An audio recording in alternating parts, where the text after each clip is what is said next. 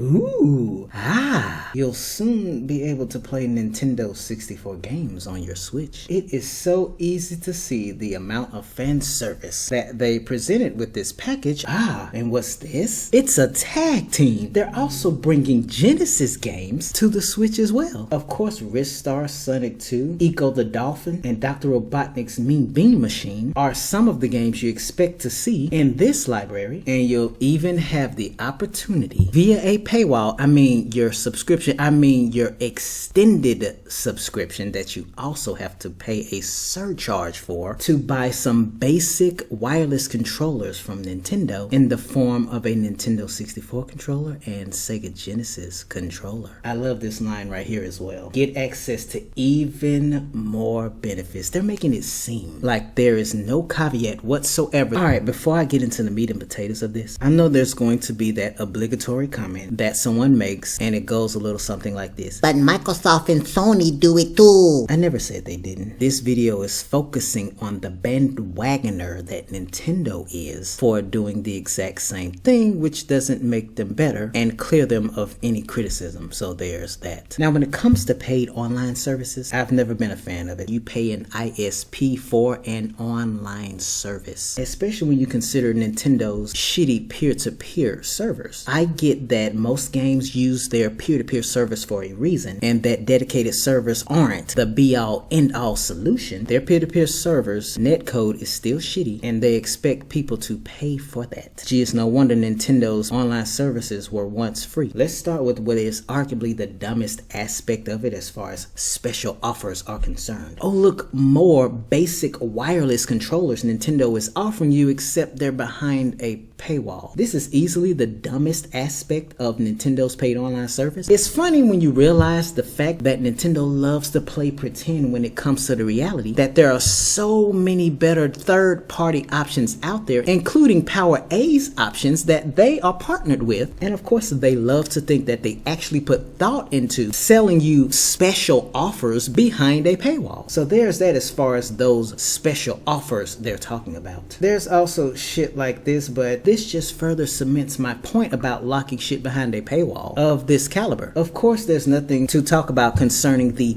expansion membership they speak of, but ideally, you'd want to pay an annual subscription to save the most money. And that save data cloud capable hardware when it comes to gaming systems of today. Computers before these very gaming systems, along with this thing called a flash drive, existing just makes this option locked behind a paywall, big surprise there, just as laughable. I don't think they get the point of a save data cloud, which is of course to offer security along with the ability to back up all of your precious saves, which immediately falls apart when you realize that you have to keep up with a paid subscription in order to access and keep all of that shit intact. Oh, and the online app, just to chat in the few video games that support voice chat. The fact that the DS has a built-in microphone alone puts this shitty feature to absolute shame. Oh, but the children. Welcome to the beast that is the internet. I bet you think the earth is flat too, right? And yes, ladies and gents, I'm aware that Nintendo does great things, and this is the part where we as consumers have to really turn our brains on a lot more and really take to heart that vote with our wallet. When they do something right, I'll support it with no problems, while still being critical of it. When they do dumb shit, well, there's a reason why I'm making another one of these videos. And with that said, it's been 4 years and I have yet to pay a single dime for their paid online service. You see this shit right here? That is the only exposure I have ever had and still will ever have when it comes to their online service, and even then, it's to play all of the shit I grew up playing. So we got all of that easy shit out of the way. Now we come full circle to this. Do you know why I chuckle erratically when it comes to all of those conformists and bootlickers out there that pretend stuff like this is any kind of monumental? They'll never know the giant middle finger that stands before them. On top of that paid subscription, there's also a surcharge. Imagine this, which is exactly why Nintendo had to word it this way. It would have sounded very dirty and disingenuous if they called it a surcharge, because it's not enough for you to have a paid subscription. No. In order to enjoy these additional benefits, you have to pay more money. money for them. Imagine Netflix and any other streaming service out there, and yes, if they do it too, they're scumbags as well, adding new content to their services that you're already paying for, only for you to have to pay a surcharge. I'd like to think that that's at least not the norm, but it's a shitty thing nonetheless, because people are already paying for your service, but they have to pay more simply because you're adding extra content, or excuse me, benefits to it. That's just the tip of the iceberg when it comes to a streaming service like this and streaming services in general. I said it before and I'll say it again. Streaming services are extortionist services because the best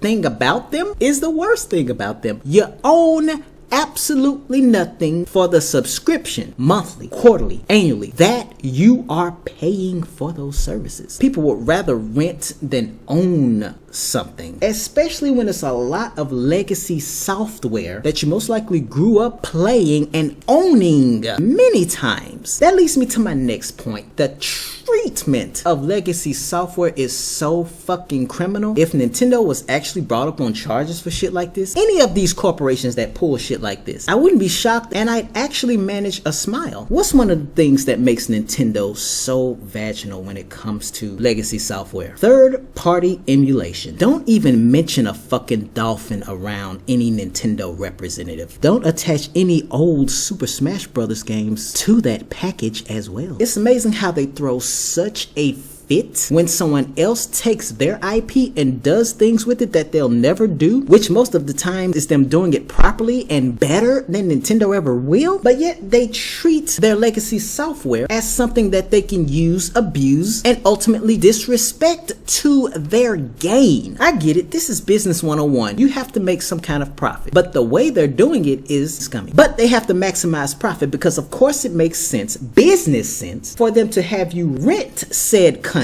instead of actually own what you really want with a one-time fee instead. And guess what happens when a new generation of their latest and greatest gaming hardware comes? They press that big ass reset button and play the same scummy anti-consumer games. That also gives them the crappy excuse to sell said legacy software via some crappy compilation for full price while making its release arbitrary and stupid. And here's the typical company man response. Super Mario 3D All-Stars is only limited because it's celebratory content. That excuse is as lame as the effort that they put into Super Mario 3D All-Stars. But they can get away with that just like they can get away with manipulating how their legacy software is handled. I like to refer to the way these things are done as the Apple way. An anti-consumer monster is usually born and everyone follows suit. Here comes the bandwagoners and the consumer as a result is usually screwed over. This is the real reason why at the expense of the consumer, the business gains. I don't know if you guys realize it or not, but more and more autonomy over your purchases is being taken away every fleeting moment with shit like this. The Switch is such a successful gaming platform. You have a modular gaming device with, unlike the Wii U, kick-ass first and third party support. But when it comes to it being feature rich and features outside of things native to the Switch, they're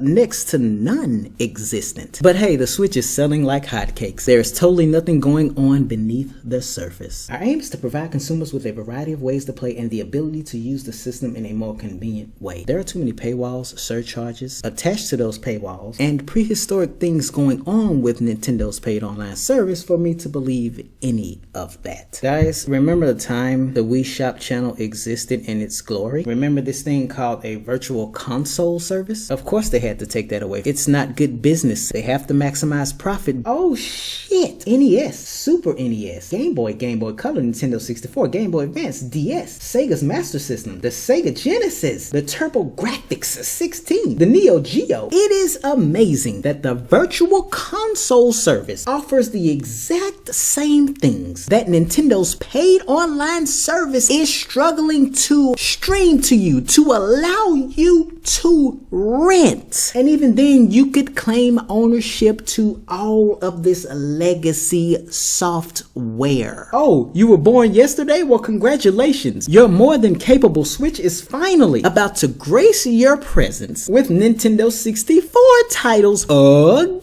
again. Oh, what was that, little Jimmy? I even get the classic Genesis controller, along with the Nintendo 64 controller. Ooh, it's wireless too. That means I get to play these games the optimal way. Thanks, Daddy Nintendo. Yeah, I know it wasn't built overnight, but you look at the benefits and you look at the extreme amount of options you had with systems like the Wii, the Wii U, and the 3DS. You can play DS games on your Wii U. And so far, this is the best you can do on the Switch, but only if you pay for it along with the surcharge attached to that. Your subscription that you're currently paying for is not enough, ladies and gents. Here's more variety. There's Nintendo 3D Classics and there's Sega 3D Classics. How much are you willing to bet that if this content comes to Nintendo's paid online service, that you're going to also have to pay a surcharge for them as well? You might even get permission to pay for some basic wireless controller to play those games optimally. Never mind those superior third-party options out there that already exist without the need of a paywall to access them. They sit up here and think they can word this con as an expansion pack when you're still getting less than their prior gaming hardware has offered you to own. You've gotten better before for less. And guys, if you still don't believe me, take a look at any of their videos concerning their online service, updates, even this overview trailer to see how laughably disconnected Nintendo is with their consumer base when it comes to them offering any actual benefits that they call this extortionist service offering. Oh, and as far as any of these games and more are concerned, don't think that slow trickle of added content, worthwhile content at that, is going anywhere anytime soon. Majora's Mask, Kirby 64, etc. Any additional content you may have to wait months and even years to finally